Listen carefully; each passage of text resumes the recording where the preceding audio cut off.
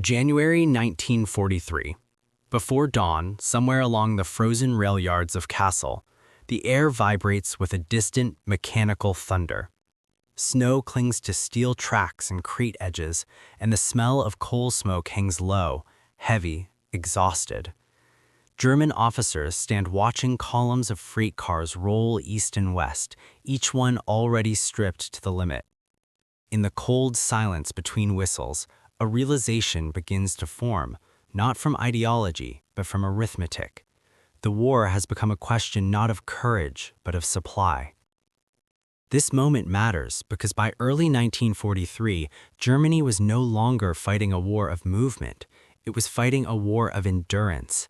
The Eastern Front devoured men and material at an unprecedented rate, while North Africa and Western Europe demanded resources that no single industrial system could endlessly provide. German planners had built their strategy on short wars, decisive campaigns meant to collapse enemies before logistics became decisive. The United States, in German calculations before the war, was distant, divided, slow, and unprepared for sustained continental conflict. Few in Berlin believed America could arm itself, supply allies, and fight major campaigns in both Europe and the Pacific at the same time. What German soldiers and officers expected was familiar. They expected shortages like their own. Ammunition rationed, fuel counted by the leader, food reduced to calories and substitutes. They expected American industry to choke on distance, inefficiency, and political indecision. They expected that even if American soldiers arrived, they would arrive slowly, in limited numbers, dependent on fragile supply lines that could be severed by U-boats and bombers. In staff colleges before the war, American logistics was often dismissed as theoretical strength without practical execution. What they experienced instead was something entirely different. By late 1942 and accelerating into 1943, reports from every front began telling the same story. American units appeared not merely equipped, but redundantly supplied. Where German formations counted trucks, American formations counted fleets. The U.S. Army deployed more than 2.3 million trucks during the war, more vehicles than the rest of the world's armies combined.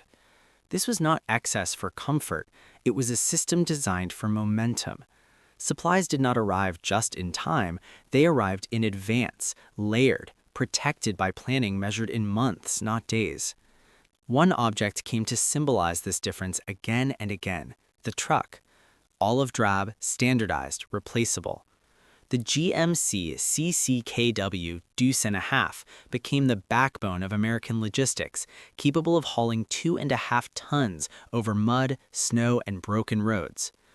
German intelligence officers noted with unease how American supply columns seemed endless, stretching beyond the horizon, engines humming with a steady confidence. Trucks broke down, but replacements arrived. Drivers were lost, but new ones appeared. The flow never stopped. Captured German records from Tunisia and later Normandy reveal a growing disbelief. One Wehrmacht logistics officer wrote in 1943 that American supply capacity exceeds all previous estimates and that destruction of individual depots or convoys had no measurable operational effect. Allied bombing might cripple German rail lines for weeks. German bombing of American supply nodes often slowed them for hours. Food became another silent shock. German soldiers, conditioned to scarcity by years of rationing, encountered American supply dumps filled with coffee, canned meat, chocolate, powdered milk, and cigarettes, items not essential to combat yet treated as standard. U.S. Army records show that by 1944, an American soldier consumed nearly twice the daily calories of his German counterpart. Coffee, in particular, became a recurring symbol. Brewed constantly, shipped in bulk, it followed American units everywhere. For Germans, coffee had long vanished into memory or black market luxury. Here, it flowed as if war had not touched it. This abundance was not accidental, it was ideological. American planners believed morale was a logistical concern. General George C. Marshall emphasized that soldiers who were well-fed, rested, and supplied fought longer and recovered faster. The United States devoted nearly 40% of its total war production to logistics and support, not weapons alone. Liberty ships, over 2,700 of them, were built faster than German submarines could sink them. By 1944, American shipyards launched a fully loaded cargo vessel every few days. The transformation in German perception unfolded slowly, then all at once. Early skepticism turned into reluctant respect, and then into dread. On the Eastern Front, German units collapsed under shortages of fuel and ammunition. In Italy and France, they faced enemies who never seemed to run out of either. The two-front war Germany had once believed impossible for America to sustain became its defining reality. The United States was not merely fighting on two fronts, it was supplying multiple allies, rebuilding destroyed ports, and planning future offensives simultaneously. Nowhere was this clearer than after Normandy. Within weeks of the landings, American engineers constructed artificial harbors, repaired railways, and pushed supply lines inland faster than German commanders thought physically possible. By September 1944, the Red Ball Express alone moved over 12,000 tons of supplies per day using trucks, those same olive-drab vehicles, keeping entire armies moving. German counterattacks increasingly failed not because of inferior tactics, but because they could not match the enemy's ability to replace losses overnight.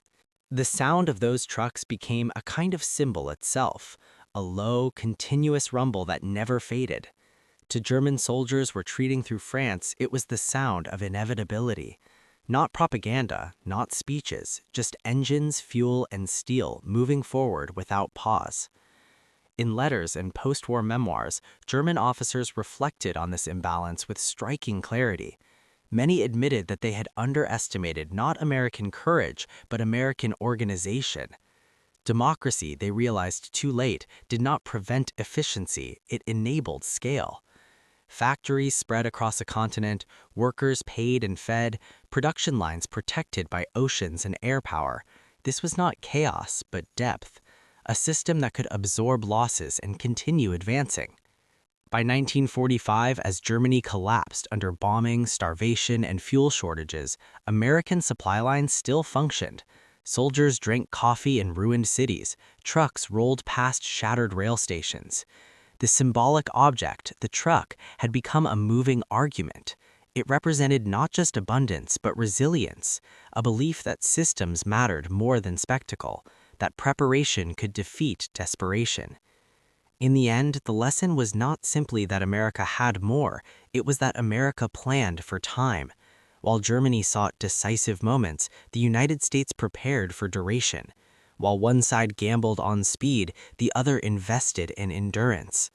Logistics became ideology made tangible, democracy expressed through supply, choice expressed through redundancy, freedom measured in the ability to keep moving.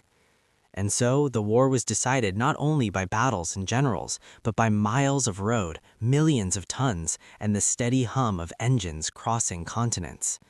In that sound, German expectations finally dissolved, replaced by an understanding too late to change the outcome, that abundance, when organized and sustained, becomes a force as decisive as any army.